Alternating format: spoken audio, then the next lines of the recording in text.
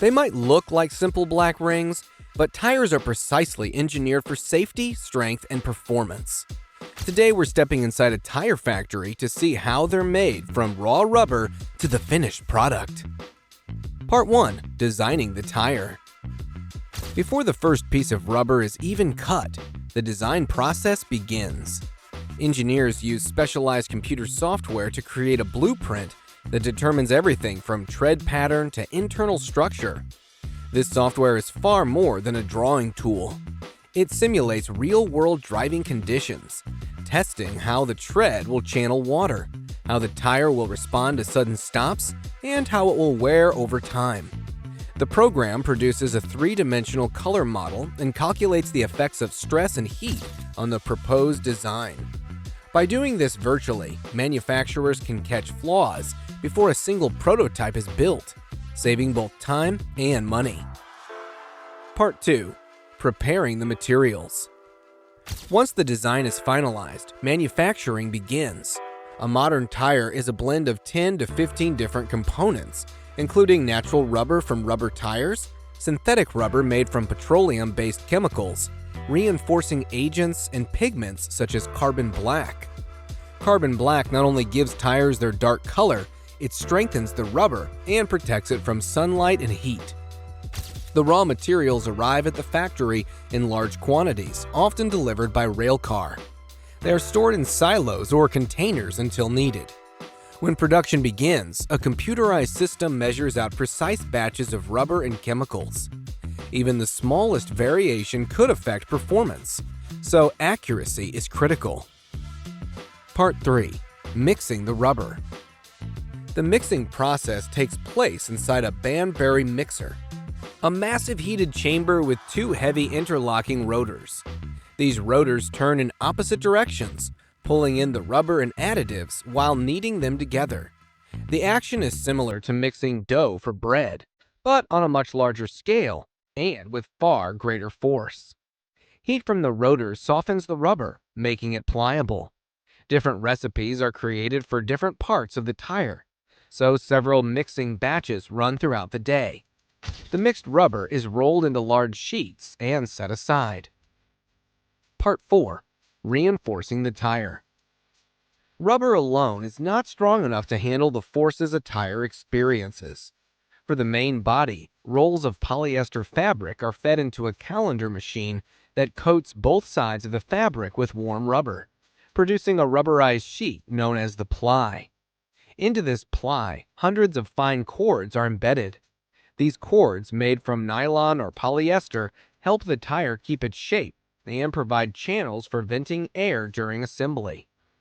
The bead is another critical component, made of high-strength steel wire bundles wrapped together and coated in rubber.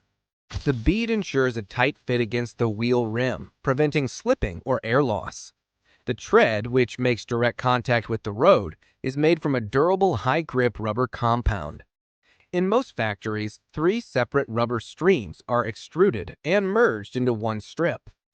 Colored stripes are applied to identify the rubber formulations during production. The tread is cut to length and stored until assembly. Part 5. Building the green tire. With all components ready, tire building begins on a large rotating drum. The first layer is the inner liner, a thin rubber sheet that acts as an airtight seal. Over this, the rubberized fabric plies are applied for strength. Next, bead rings are positioned at each edge. Inflated bladders push the rubber snugly around the beads, while rollers fold the sidewall rubber over them. The sidewalls, made from flexible rubber, absorb bumps and display tire information such as size, load, capacity, and branding. In another area, belts made from steel cords encased in rubber are prepared. These protect the tire from punctures and improve stability at high speeds. They are wrapped around a second drum and covered with rubberized fabric. A computerized winding system applies precise tension for strength. The tread is placed over the belts, completing the outer shell. The inner and outer assemblies are joined with a transfer ring that lifts and places one over the other. Compressed air inflates the structure slightly, pressing all layers together. A final roller secures the tread against the side walls. The result is a green tire, which is a finished tire that has not yet been cured. Part 6. From Manual to Modern Assembly. For most of history, tire assembly was done entirely by hand. Until 1909, it could take a worker a full day to produce just a few tires. That changed when the Goodyear Tire and Rubber Company patented a tire building machine capable of producing 20 to 40 tires per day. Modern machines are faster and more automated, but the basic principles remain the same. Part 7. Curing the tire. The green tire moves to curing. It is placed in a massive steel mold shaped like a clamshell, inside which is a large flexible bladder. As the mold closes, steam fills the bladder, forcing the tire outward until it is pressed tightly against the mold's interior. The mold's raised patterns create the tread design, while heat from the steam, often reaching 280 degrees Fahrenheit, triggers vulcanization. Vulcanization, discovered by Charles Goodyear in 1839, transforms rubber from a weak, sticky material into one that is strong, elastic, and heat-resistant. Part 8. Inspection and Testing. When curing is complete, the mold opens and the tire is removed. Excess rubber is trimmed away. Every tire is inspected for imperfections, uneven surfaces, or internal defects.